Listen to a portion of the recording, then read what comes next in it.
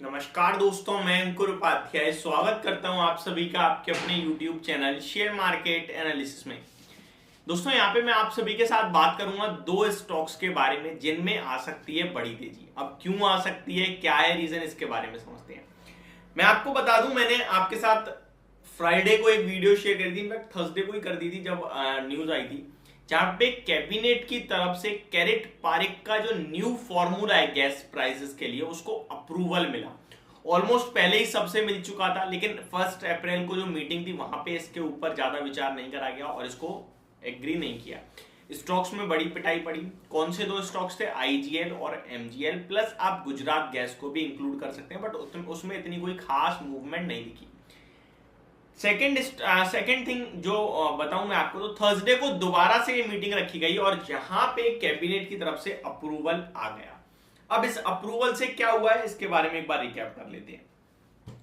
देखिए, पुराना फॉर्मूला जो गैस प्राइसिंग को लेकर था वो ये था कि नॉर्मली इंक्रीज होता रहेगा, और करंट जो गैस प्राइसेस थे $8.57 पर MMBTU था। ठीक है, $8.57 MMBTU का प्राइस था, और अगर पुराने फॉर्मूले के तहत ही इसे रिव्यू करा जाता तो ये आपके हो जाते $10.5 MMBTU का प्राइस हो जाता। अगर ऐसा होता, यानी कि $2 से गैस के दाम बढ़ जाते, तो गैस डिस्ट्रीब्यूशन कंपनीज जो है लाइक आईजीएल, एमजीएल या फिर एमजीएल को भी गुजरात गैस को भी आप इंक्लूड कर सकते हैं, इन कंपनीज को गैस के दाम बढ़ाने पड़ते। अब $1 के इंक्रीज पे लगभग ₹4 सीएनजी के दाम बढ़ते हैं, और समथिंग इसी के हिसाब से आपके गैस के दाम भी बढ़ जाते हैं। ठीक है, और वहीं अगर $1 कम होता है तो ₹4 का इंपैक्ट नेगेटिव साइड पे आता है। तो गैस डिस्ट्रीब्यूशन कंपनीज, अगर $2 बढ़ता तो गैस डिस्ट्रीब्यूशन कंपनीज को ₹8 समथिंग इंक्रीज करने पड़ते prices on an average basis पे बात करें तो। और इस हिसाब से देखा जाए तो ये गैस कंपनीज के लिए होता है नेगेटिव। अब आप कहोगे भाई ये कैसे नेगेटिव हो सकता है, गैस कंपनियां दाम बढ़ा देंगी, उसमें क्या दिक्कत है, वहां से उनका महंगा हुआ, गैस कंपनी ने दाम बढ़ा दिए। तो यह दिक्कत ये आती है वॉल्यूम्स, यानी कि लोग प्रेफर नहीं करेंगे। अब देखिए, हमारे घरों में गैस पाइपलाइन लगी है, वो तो एक बार को मान लिया कि भाई ठीक है, एडजस्टेबल है, कि हमें एडजस्ट करना ही करना पड़ेगा। हम पाइपलाइन तुड़वा के सिलेंडर लगवा के, वो बहुत रेयर क्रिटिकल कंडीशन होती है, वो बहुत कम लोग करेंगे, ऐसा कोई नहीं करेगा। लेकिन सीएनजी, यहां पे अगर ₹8 पर केजी के दाम बढ़ जाते, अगर मान के चलो, तो सीएनजी के दाम डीजल को टक्कर दे देते, तो फिर बंदा क्यों सीएनजी किट लगवाएगा अलग से, फिर तो वो डीजल ही डलवा लेगा जब उसके दाम उतने ही है, क्यों लाइन में लगेगा सीएनजी की। तो इससे पड़ता है इनके वॉल्यूम्स पे इंपैक्ट, जो कि खराब लगता है।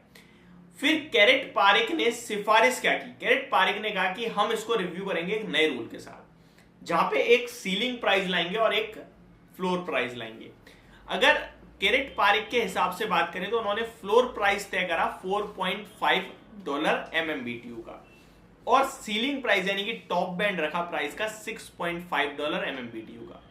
करंट आपका 8.57 है। अगर कैरेट पारिक के हिसाब से देखा जाए तो सीलिंग यानी टॉप प्राइस के अकॉर्डिंग भी आपका 2.07% जो है आपका प्राइस गिरेगा, अगर कैरेट पारिक की अप्रूवल आता है तो।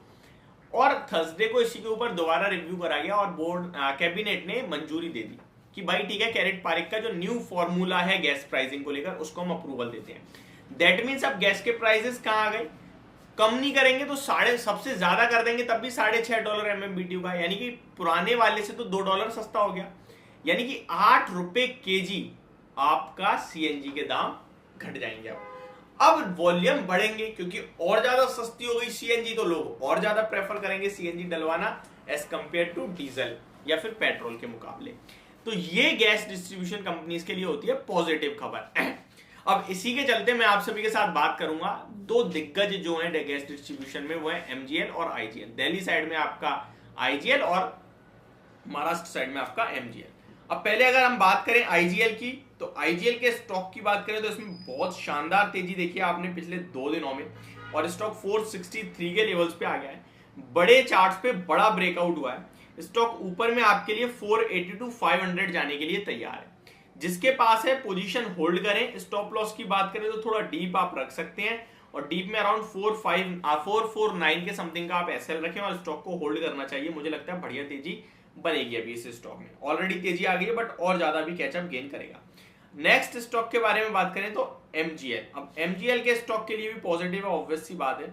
और एमजीएल के स्टॉक का भाव देखें तो वो भी बढ़िया तेजी में था, 980 पे ऑलरेडी आ गया है और रिसेंटली भी 9000 तक गया था ऑलमोस्ट। उसके बाद वो जब 1 अप्रैल को अप्रूवल नहीं आया तो वो 8% क्रैश हो गया, तो गिरावट आई बड़ी।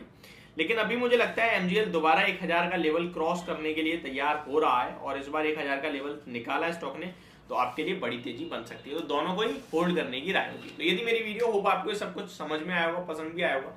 Thank you so much for watching this video, have a great day guys.